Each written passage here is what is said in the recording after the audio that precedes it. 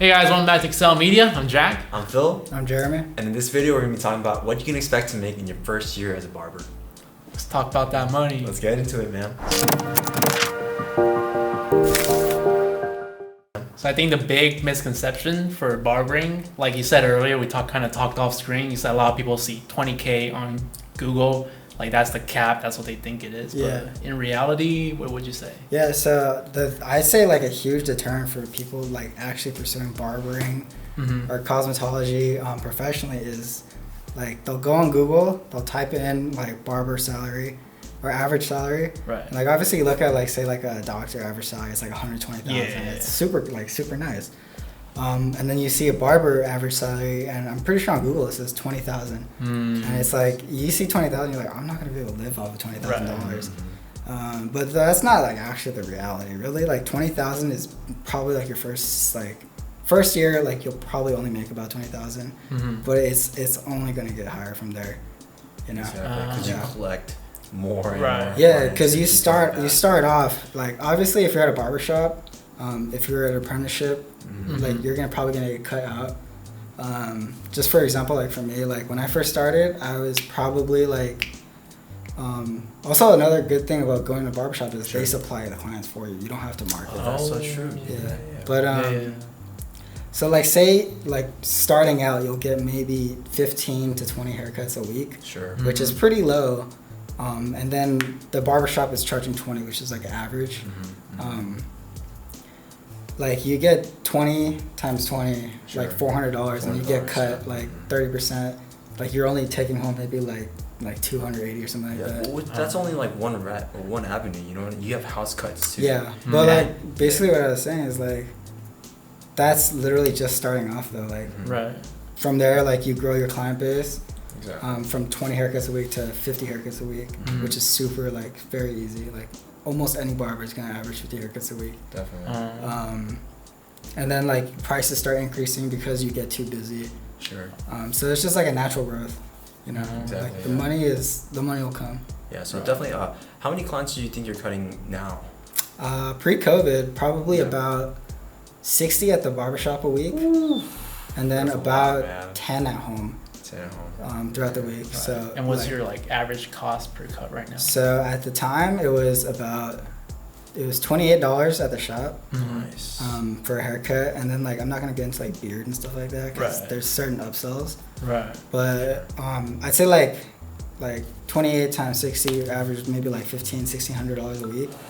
That's good. And I've only been cutting professionally for like a year and a half. So like the growth is fast. Like you'll see it like if you get into it. So where do you think Google gets that like 20K from? I think it's just like a full average because obviously there's a lot of shitty barbers.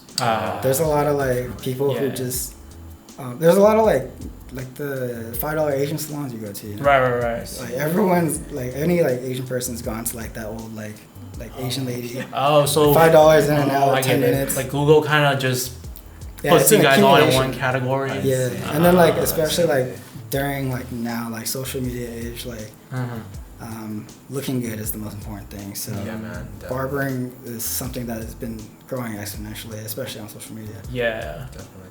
And it's like a lot like personal training where you collect memberships, which is so key because every month your income increases. Or has the possibility to increase, so like I obviously you're gonna lose some clients. Yeah, definitely. But you maybe lose like 2 to like the 10 that you gain. So every time you still net. You're net positive like clients. Exactly. So which is so key. It grows fast. Definitely. Yeah. And you got house cuts too, which is you keep all of that. Which is insane. Yeah. Plus that. So it's like that's on the low key. Yeah. Hey, it's still money. Cash is cash. Cash is cash. It's America. We run on cash. But you know, like everyone knows it. Like people cut at home. Like that's just something that happens. Right.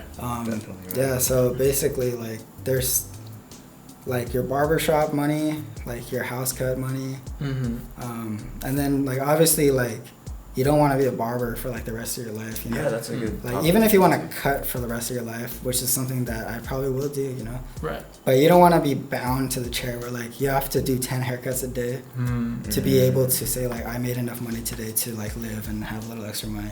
Right. So what are some different ventures that you're looking into? Yeah, so like there's a lot of options like you can do as like just straight into being related barbering.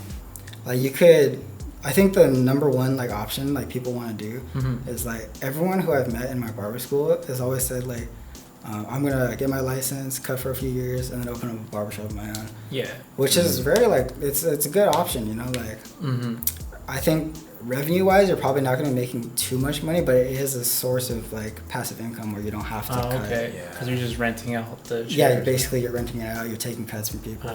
Or do the owners usually are they usually in there cutting themselves or like it's kind of split. It really depends. Like our barber shop, our owners do. Like they cut there. Oh, okay. They are barbers themselves. I'd say a lot of them, maybe like 80% of the barbers, barber shops, are own, like they were started by a barber.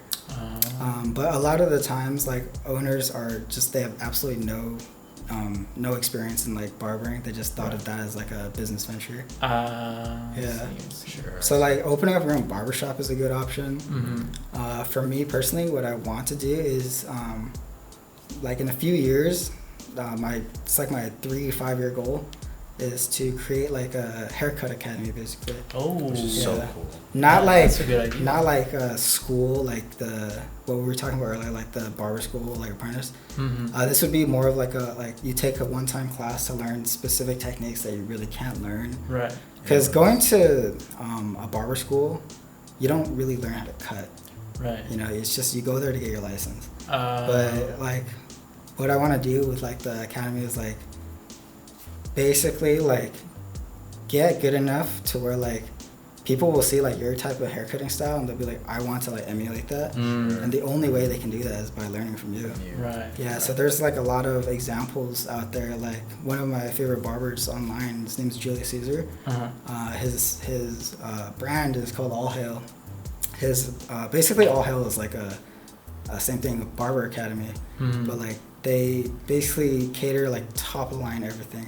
So when you go in there, like you practice with top of the line shears, top of the line blow dryer, top of the line just barbers, you know. Right. So just the environment that you're in, like you feel like what you're spending is worth it. Right. And like there's a lot of money in there, you know. Yeah. Like he charges like $1,700 a head, and like there's probably 10 people per class. And another thing is like keeping it intimate too. Right. Yeah.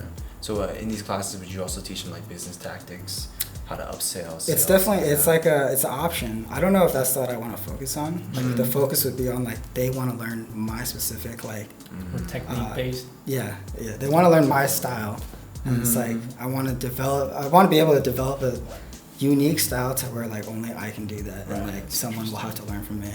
Yeah. So cool. Have you thought about because I know there's like heard of Udemy and like online courses. Have you thought about maybe doing like a video course and selling online just for now? That'd be super sick. Yeah, I think that's a good idea.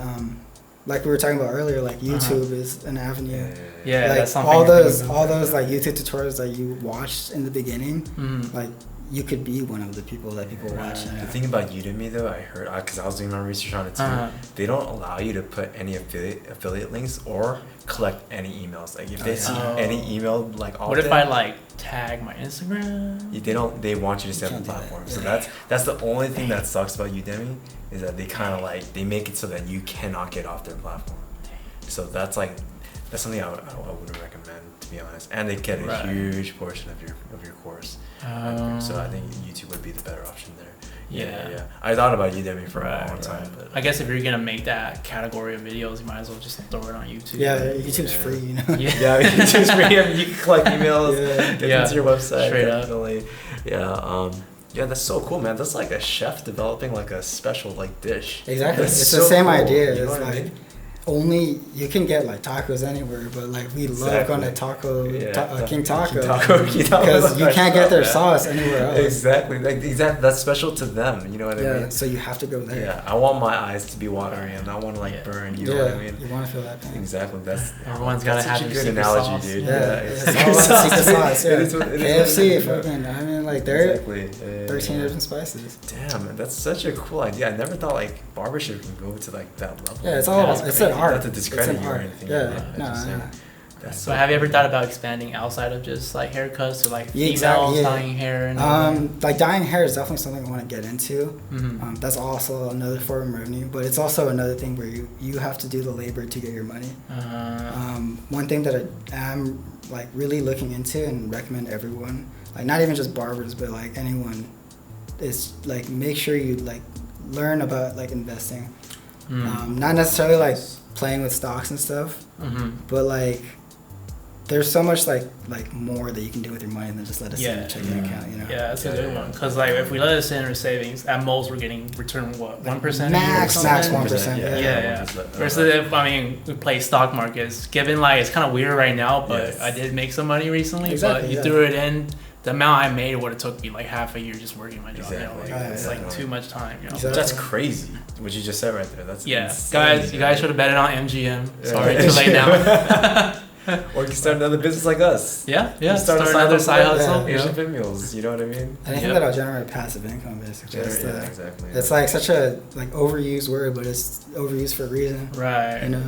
Yeah, that's always so a goal, powerful. dude. Yeah. Passive. I just want to sit in my boxers and make some money. You know? Exactly. In Thailand or something. You know what dude, I mean? that's what I swear, that's what every single like 50, 60-year-old there does. They're just chilling, just drinking Mai Tai. They're making money while they're doing what do I shit. do? You know, I got a marketing agency back in the States. I sell e-commerce stuff. I'm like, dang. And there's so many avenues to do that, man. Like blogging, like Yeah. stock, or like you're investing. You know what I mean? Starting a side Yeah. hustle. Like you had to blog. Honestly, if I were you, Exactly, and when I blog, like if it hits like 3K revenue, I'm moving to Thailand. Exactly. Yeah, you know what I mean? It's gonna happen. That's already eventually. like your living expense right Yeah, there. you're exactly. a king out there. So there's always more. Yeah, that applies to everybody. There's Yeah. always more to do with your business, with your money, with your time. Right. So yeah, that's Basically, like you want to have like base minimum, like you want to have like a passive income enough to cover like living expenses, like personal costs and stuff like that. That way, like any extra money, which is like guaranteed, like you're gonna have. Like that's all just gravy, you know. Like that's spending money, you could buy shit, like stuff that you like. That's true. Yeah, so let your money work for you. Right? Yeah. So basically, just don't stick with one thing. Don't stick Yeah, with one. Don't like be a barber to be a barber for the rest of your life. Right. Oh, man, that's that's good though. such I good like that advice. you're like not stuck in it and you see the long run of it. Yeah. It's like you're not gonna be cutting hair at 80 years old. Because it's a physical job, you know. You're standing on your feet for 8 hours a day. Like you're gonna get tired. Like one of the things back then, like that was the most popular thing was. Like not popular, like most common thing was a lot of barbers develop carpal tunnel. Really? Yeah, because before their shit was like too like heavy, Yeah. and you're doing this for 8 hours, you know, it's gonna get tiring. Yeah. And looking back at it, like look at all the skills you learned. Yeah. You know what I mean? Like Yeah. all the skills, like of talking to people, making sales, Right. creating relationships. You can put that into anything else. Yeah. You know what I mean? Like anything that you learn from barbering, besides the actual haircutting itself, it's all applicable to everything else. You learned it fast, man. Yeah. Real fast. And you learn it fast, like in that definitely, environment. man. Yeah. I think it takes talent still though, man. I It watch does. those videos. I try to paint myself. I got lines out there. I mean, it's talent to an extent. Like you don't have to be like the best barber to be successful and like make enough money to like be rich, quote unquote. Like I know plenty of barbers on Instagram that are just completely popping off Right. because they have like a solid personality. People like them for their personality. Like their haircuts are like they're good, but they're not like the best haircuts I've ever seen. You know what I mean? Right. Yeah. And you don't gotta worry about that. You're gonna be on YouTube soon, man. Yeah, hopefully. Yeah, man. I can't wait to see that. It's gonna pop off, dude. I know Yeah. it. Yeah. I mean, we're starting YouTube. Yeah, right now. we're trying right now. You're watching us try. Yeah, we're gonna do it. We're gonna succeed. Yeah. I'm no doubt about it. Definitely. Yeah, but I guess that's it for this video. You know what you can expect to make in your first year. Jeremy's really done a good job at like expanding his business, not just kind of sticking with the barbershop, but just like upselling and building that clientele list to where he can make a really good income. I think it's important not to get phased by the YouTube number. Yeah, I mean, not or the YouTube number, the Google number, right? Yeah. 20,000. Because It's all just about like just don't be scared, you know. Yeah. Like, you got one last live it, you know. Right, if you right. love cutting hair, then do it. Yeah, right, that's Yeah. true. Yeah, well, so that's basically it, guys. Thanks so much for tuning in. We're gonna have more videos about different like occupations, different kind of jobs. So yeah, thanks for listening, guys. Cool. We'll see you guys on the next video. See ya. Peace.